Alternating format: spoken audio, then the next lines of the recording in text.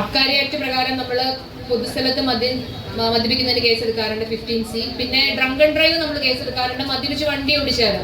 ഇപ്പം ഞാനിപ്പം ഫേസ് ചെയ്യുന്നൊരു ഇഷ്യൂ എന്ന് പറഞ്ഞാല് എല്ലാ ദിവസവും വൈകുന്നേരം ആയിക്കഴിഞ്ഞാല് സകല നാനാഭാഗത്തുമുള്ള വീടുകളിൽ നിന്ന് വിളിയാണ്, ഭർത്താവ് മദ്യപിച്ചിട്ട് ശല്യം ഉണ്ടാക്കുന്നു. ഒരു കൊച്ചു ബാത്റൂമിൽ കയറി നിന്നിട്ട് വിളിച്ചു, എങ്ങനെയും ഒന്ന് രക്ഷിക്കണം, അച്ഛൻ മദ്യപിച്ചിട്ട് തല്ലിയാണെന്ന്. നമ്മളവിടെ ചെന്ന് കഴിയുമ്പോ പാത്താനായിട്ടൊരു അച്ഛൻ കുടിച്ച് അവിടെ ഇരിപ്പുണ്ടാവും, അടിയൊക്കെ കഴിഞ്ഞിട്ടുണ്ടാവും. പക്ഷെ ഇവരെ കൊണ്ടുപോകാൻ ഈ വീട്ടുകാർ സമ്മതിക്കില്ല. കുഴപ്പമില്ല, വഴക്ക് പറഞ്ഞ് അവിടെ ഇരുത്തിയാൽ മതിയെന്ന്. മെയിൻലി എന്താന്ന് പറഞ്ഞാൽ ഇവരെ സപ്പോർട്ട് ചെയ്യുന്നത് ഈ ഫാമിലി തന്നെയാണ്. ഇവർക്ക് എന്തെങ്കിലും ലീഗൽ ആക്ഷൻ ഇവർക്കെതിരെ എടുക്കാനായിട്ട് ഈ ഫാമിലി തന്നെ സംഭവിക്കില്ല. കൊണ്ടുപോകാനായിട്ട് എടുക്കുമ്പോഴത്തേക്കും അമ്മയും മക്കളും ഒക്കെ വന്നൊക്കെ നിൽക്കുക, കൊണ്ടുപോകാൻ പറ്റില്ല. അപ്പൊ ഇതിന് ചെയ്യാൻ പറ്റുന്ന ഒരു കാര്യം എന്ന് പറഞ്ഞാല്, നിങ്ങളുടെ ഫാമിലിയിൽ ഇങ്ങനെ ആൽക്കഹോളിക്സ് അഡിക്റ്റഡ് ആയിട്ടുണ്ടെങ്കിൽ നമുക്ക് ഒരുപാട് ഡി അഡിക്ഷൻ സെന്റേഴ്സ് അവൈലബിൾ ആണ്.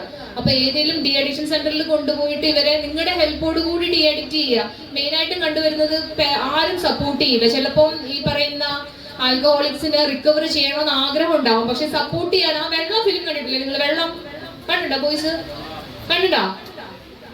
ഏറ്റവും വലിയ ഇൻവെസ്റ്റ്മെന്റ് എന്താ? കണ്ടിട്ടില്ല ആ സിനിമ? ഓക്കെ, കാണേണ്ട കുറച്ച് മൂവീസ് ആണ്. അപ്പൊ ആൽക്കഹോളിക്സ് ആരെങ്കിലും ഉണ്ടെങ്കിൽ ആ മൂവി കണ്ടോളൂ. അപ്പൊ അതുപോലെ ഏറ്റവും വലിയ ഇൻവെസ്റ്റ്മെന്റ് ആരോഗ്യത്തെ ഓപ്പോസിറ്റ് ആയിട്ട് ബാധിക്കുന്ന ഒരു കാര്യമാണ് ഡ്രഗ് അബ്യൂസ്.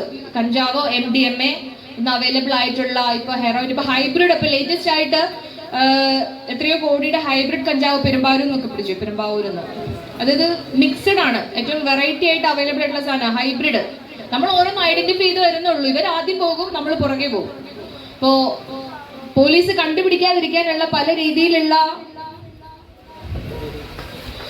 അടവുകളും ഇതിന്റെ ട്രാൻസ്പോർട്ടേഴ്സ് അല്ലെങ്കിൽ ഇത് സെയിൽ ചെയ്യുന്നവർ കണ്ടുപിടിക്കുന്നുണ്ട്.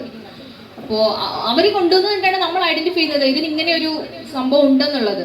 പിന്നെ ടാബ്ലറ്റ് ഉണ്ട്, എക്സ്റ്റസി എന്ന് പറയും. നമ്മുടെ മുതലായ ലഹരി പദാർത്ഥങ്ങൾ ഉപയോഗിക്കുകയില്ലെന്നും ഉപയോഗം എന്നിവ പ്രോത്സാഹിപ്പിക്കുകയില്ലെന്നും എന്നാൽ ആവോളം പ്രയത്നിക്കുമെന്നും കേരള സർക്കാരിന്റെയും ഒരു തൂഫാൻ വാരിയറായി പ്രവർത്തിക്കുമെന്നും ഞാൻ ഇതിനാൽ പ്രതിജ്ഞ ചെയ്യുന്നു.